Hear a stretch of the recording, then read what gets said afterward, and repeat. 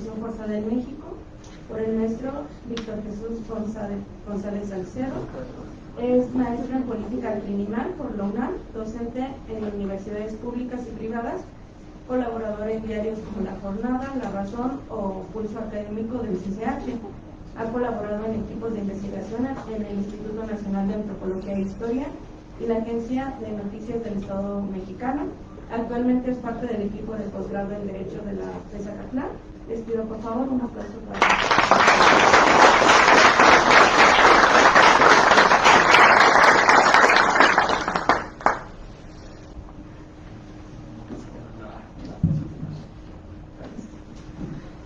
muchas gracias por estar aquí. Siempre es un placer la reflexión universitaria. Gracias a las autoridades, a la maestra Nora Gorlins, al coordinador de estudios de posgrado, el doctor David, a la maestra Mayra Medina, coordinadora de maestrías y doctorado de la FESA. Entonces, bueno, como nos queda poco tiempo, trataré de ser puntual, breve, con esta situación. La temática es desaparición forzada, apuntes para una historia en México. La idea es especificar dos momentos en particular, que sería guerra sucia y guerra contra el narcotráfico. La siguiente, por favor. Como contexto rápido para que puedan nutrirse más, es decir, es un tema inagotable. La idea es que puedan tener nuevas perspectivas, abrir el horizonte. Entonces, aquí tenemos el apoyo de la literatura a partir de Las Mujeres del Alba, de Carlos Montemayor. La siguiente, por favor. Del mismo autor, Guerra en el Paraíso. La siguiente, por favor. Esta es una serie recientemente producida por la Universidad de México con autoridad de proceso y describe puntualmente todo lo sucedido en este tema de guerra sucia. Ahí pueden tener elementos para tener variables como la procedencia de Genaro Vázquez, de Cabañas, incluso la participación de ciertos obispos religiosos, los periodistas. Es decir, es un tema muy amplio ahí, entonces queda abierto para su referencia. La siguiente, por favor. En este contexto que incluso ya nos han abordado toda esta mesa, entonces básicamente lo podríamos bajar de la siguiente manera, es decir, ya sabemos quién, ¿no? Cómo o cuándo, digamos. Pero en la indagación de la historia, en este caso la reflexión sería ir registrando el tema del por qué y para qué se desaparecen a las personas. Entonces, contando en el tema de la guerra sucia, tenemos un contexto, es decir, generalmente a nivel nacional siempre tendemos como a interiorizar y perdemos de repente, incluso en las investigaciones que de repente generamos, a no abrir el panorama, es decir, hay un contexto en esta situación de la guerra sucia donde podemos tener temas a estudiar. Aquí nada más, obviamente por el tiempo los puntualicemos y ahí quedan como referencia. Tenemos la parte geopolítica, es decir, no estaba aislado México en la guerra sucia, había un enfrentamiento entre potencias, había que tomar posiciones y territorios, e incluso si lo vemos como ahora, como una banda de moedios o una serpiente que se muerde la cola de la historia. Aquí estamos otra vez en estos temas geopolíticos, ¿no? Para las nuevas situaciones.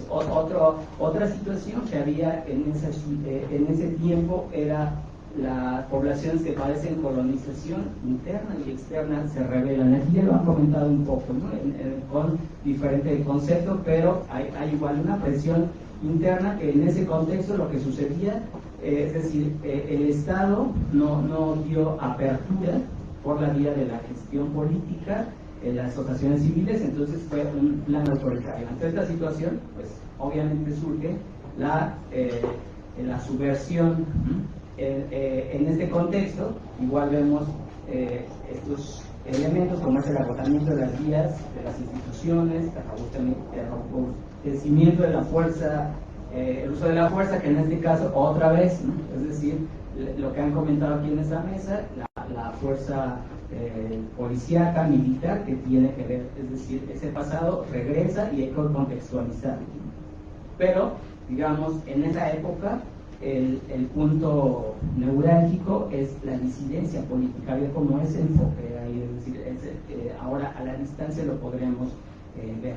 La siguiente, por favor.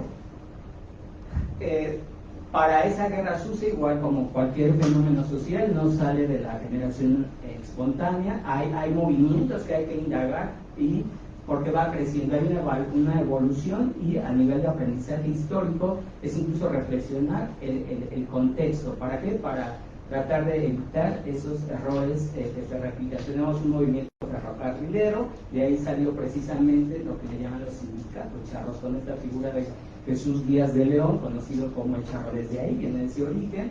El movimiento revolucionario del magisterio, con Otón Salazar, luchas obreras, movimiento médico, movimientos sociales como el estado de Guerrero y Chihuahua. De ahí viene la referencia de la novela que puse al principio, de Carlos Montemello, Las Mujeres del Alba. Ahí pueden ahondar más.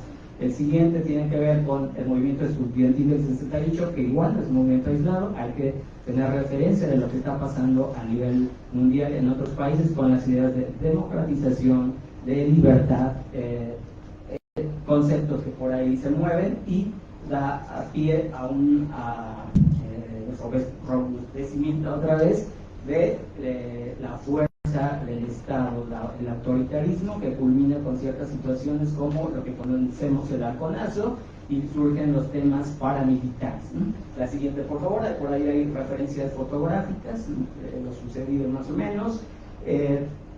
Guerra sucia, ahí tenemos los conceptos, pero bueno, aquí por motivos de tiempo lo importante es entender cómo es el contexto, es decir, el Estado está vinculado a dejar de ver la temática social y se incorporan quizá por ahí elementos que tienen que ver con los temas de privatización, de apoyo a ciertas compañías y estas lógicas políticas que después conoceremos como el neoliberalismo. La siguiente, por favor. La siguiente, porque ya no tenemos tiempo. Seguimos en la siguiente etapa que trato de dilucidar, que es la guerra contra el narcotráfico. Hay otra vez referencias para tener más elementos. Tenemos esta novela de La Fosa del Agua, de la periodista Lidia Carrión, una investigación que ha ganado premios y referencia internacional, y hay un elemento de investigación contundente. En la siguiente, por favor.